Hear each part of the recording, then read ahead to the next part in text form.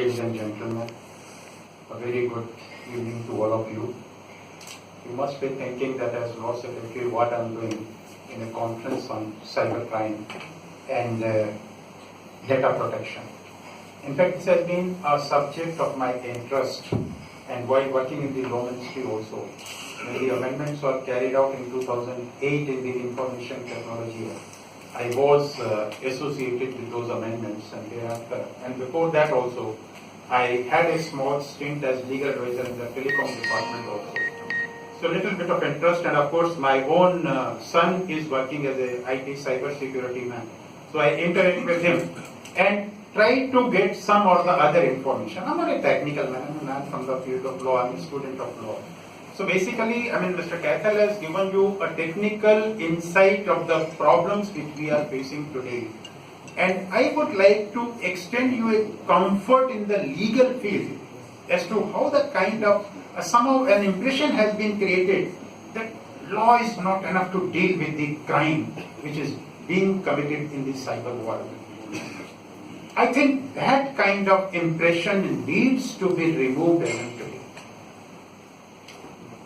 Yes, I know that it is not keeping pace with the development. Law is not keeping pace with the development which are taking the places in the cyber world. Technology, the people who are using phone here and taking photographs, by the time they go out, probably this technology itself may be outdated. But the law cannot change with that pace. So what is the need? Need of the hour is that the law should be interpreted and implemented by the people who are responsible for implementing it in a way that it subserves the purpose for which it has been enacted. But there is a rider. A rider is you should do it without doing any violence to the language of law. And I think that is possible. We in India have a vibrant judiciary, and that vibrant judiciary has set very good examples for us while interpreting some of the special legislation like money laundering, like other, what I can say, Essential Commodities Act, taxation legislation, and of course the Constitution of India. And I give you just one example as to why that vibrant interpretation can be given. And one of the examples is the latest judgment of the Supreme Court on right to privacy, whether it is a fundamental right or not. And I'm referring to Article 21 of the Constitution, which talks about right to life. When you are talking of right to life, it's just running into one sentence. But how many rights have been read into that right to life? Right to life, live with dignity, right to have shelter, right to have food, right to have education. All these rights have been read into right to life.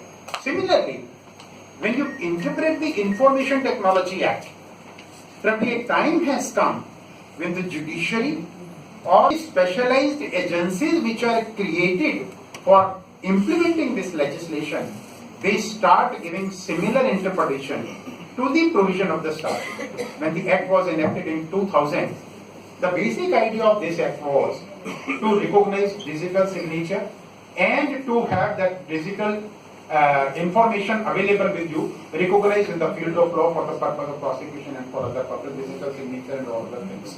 IPC was amended, Evidence Act was amended. But when we matured a little bit more, in 2000 Act, when the amendments were made and we became more tech savvy, certainly there was a need that the cyber crimes which are being committed, there is a need that certain more crimes should be incorporated in the act so that the courts get jurisdiction and try those cases. Unfortunately, that kind of infrastructure of the wherewithal we should have created has not been created even till date. And I just quote you one example. On the one hand, so far as the information is concerned, data is concerned, it is freely available. And whenever you open an app, you want to open an app, what happens? Before you open that app, a declaration comes. I will abide by the terms and conditions. This information can be shared for this purpose, that purpose. And unless you say, I agree, you can't proceed further. You can't open the app. So, nilly-willy, you are agreeing to sharing of your information, whatever you are providing with the app that you are using. That reminds me of a small joke which has been going around on the WhatsApp, and I think all of must have read it. Person like me rang up a pizza shop and ordered for a pizza.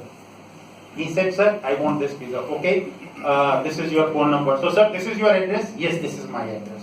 Okay, when you are standing with the pizza, please see that the cheese topping is little more as compared to the normal cheese topping which you are giving. Sorry, sir, I can't give you the more cheese topping because your health record shows that more cheese is injurious to your health.